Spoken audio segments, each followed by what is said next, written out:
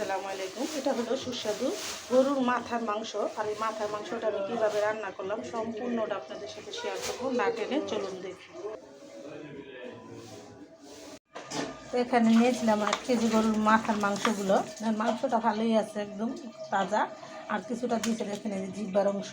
তো এগুলো আমি পরিষ্কার করে রান্নায় চলে যাব। তো আপনারা আমার ভিডিওটি না টেনে দেখতে থাকুন। এই যে দেখেন জিহ্বার অংশটা একটু গরম পানি দিয়ে পরিষ্কার করলেই পরিষ্কার হয়ে যাবে। তো আমি একটু গরম পানি করে পরিষ্কার করে নেব। আপনি অনেকেই তো মাথার মাংস পছন্দ করেন, কিন্তু কীভাবে পরিষ্কার করে সেটা জানেন না। তো আমি একবার গরম পানি দিয়েছি, আবার গরম পানি দিয়ে আমি এটা পরিষ্কার করে নিব। তো গোশটা ধুয়ে আমি পরিষ্কার করে চলে আসলাম রান্নায়। তো এখানে আমি দিয়ে দেবো 2 টেবিল চামচ আদা রসুন বাটা, দেবো বেশি করে হলুদের ফাঁকি 2 চামচ। এখানে যেহেতু মাথার মাংস, এটা একটু কষকষ শুকনো শুকনো দেওয়া যাবে, তার জন্য একটু বেশি করে মশলা দিয়ে দিলাম। দিয়ে দিব লাল মরিচ বাটা। এখানেও আমি বেশি করে লাল মরিচ বাটা দিয়ে দিলাম। স্বাদ মতো নুন দিয়ে দিব। আগে থেকে পেঁয়াজ এটা ডিপে ছিল, বেশি করে আমি এখানে পেঁয়াজটা দিয়ে দিব। দিয়ে দিব সামান্য করে তেল। এই হলো আমার ঝটপট সহজ পদ্ধতিতে গরু মাংস রান্না করা। তাই আমি এখানে কিছুই করব না, নাড়াচাড়াও দিব না। আমি এখন চুলায় বসিয়ে দিব 5 মিনিটের জন্য। তো আপনারা এরকম করেই সব মশলা দিয়ে মাথার মাংসটা রান্না করে একবার হলেও খেয়ে দেখবেন। তো আমি এখন 10 মিনিটের জন্য চুলায় দিয়ে দিলাম। তো যারা নতুন রাঁধুনি আমার রান্নাগুলো ফলো করবেন, কিভাবে শর্টকাটে রান্না করা যায় আর সুস্বাদু হয় সেইভাবে রান্না করবেন। আমার ভিডিওটা না টেনে দেখবেন। সব সময় আমি সিম্পলভাবে রান্না করার চেষ্টা করি, আর আপনাদের সেটাই দেখাই। না টেনে দেখতে থাকুন। তো ফিরে আসলাম 10 মিনিট পর। দেখেন আমার এখানে মাংসটা হাফ সিদ্ধ হয়ে গেছে। আমি এখন দিয়ে দেবো শাহি গরম মশলার গুঁড়ো, যেটা বলে সেটা দিয়ে দিব। তো এই রান্নাটা হলো যারা মাংস হাতে মাখিয়ে রান্না করতে পারেন না, জ্বালা করে, হাত জ্বালা করে, তাদের জন্য। তো আমি মাংসটা কিন্তু ইচ্ছা করলে মাখিয়ে দিতে পারতাম, আমি এখানে মাখাই নেই। আমি একবার সম্পূর্ণ দিয়ে চুলায় বসিয়ে দিছি। এখন বলক আসছে আর লাগা দিয়ে দিলাম। তো এখানে আমি শাহি গরম মশলার গুঁড়োটাও দিয়ে দিলাম।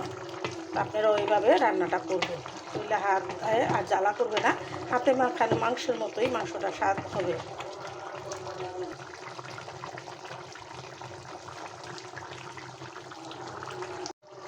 মাথার মাংস বলেন আর মাংস বলেন, যেটাই রান্না করেন, আপনারা যদি একটু ভালো করে মাংসটা কষিয়ে নেন, মশলা দিয়ে একসাথে দিয়ে, তাহলে মাংসের ভিতরে মশলাটা দিতে বেশি সময় লাগে না, আর মাংসটা সিদ্ধ হবে একবারে সুন্দর মতো।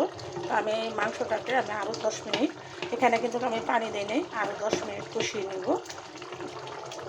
আর এখানে বেশি করে মশলা দেওয়ার কারণ হলো যে এটা মাথার মাংস, দোয়া দোয়া লাগবে, তার জন্য একটু বেশি করে পেঁয়াজ মশলা দিয়ে দিলাম। আর দেখলাম একটু পেঁয়াজগুলো আমি আস্তে আস্তে দিছি, আমি পেঁয়াজগুলো গলে যাবে, আর একের পানিটাও একটা ঝোলটা মাখো মাখো হয়ে আসবে। তো এরকম করে রান্না করে খাবে। এখন আমি চুলার জালটা একদম কমিয়ে দিয়ে ঢেকে দিব।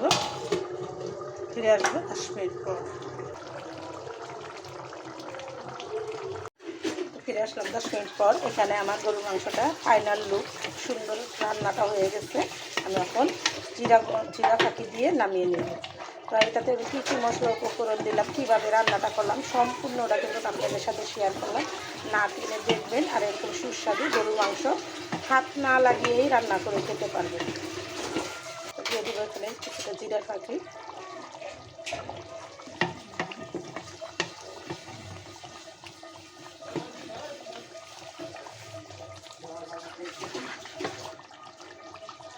তো আমি ভিডিওটা আর বড় না করে আমি এখানে রেখে দেবো।